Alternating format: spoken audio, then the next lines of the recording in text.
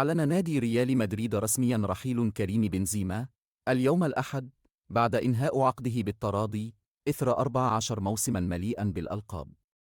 وأوضحت قناة الإخبارية السعودية أن نادي اتحاد جدة توصل لاتفاق رسمي مع كريم بنزيما للانضمام لصفوفه بعقد يمتد لموسمين. وأضافت القناة السعودية أن رئيس نادي اتحاد جدة أنمار الحألي ونائبه أحمد كعكي يتواجدان في العاصمة الإسبانية مدريد للتعاقد مع بنزيما في صفقة انتقال قياسية.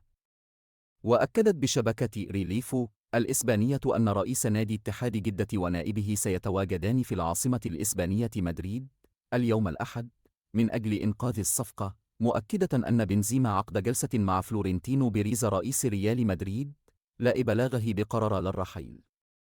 وأوضحت التقارير مؤخرا أن اتحاد جدة بطل الدوري السعودي هذا الموسم عرض على بنزيما الانتقال له مقابل 100 مليون يورو صافية في الموسم الواحد.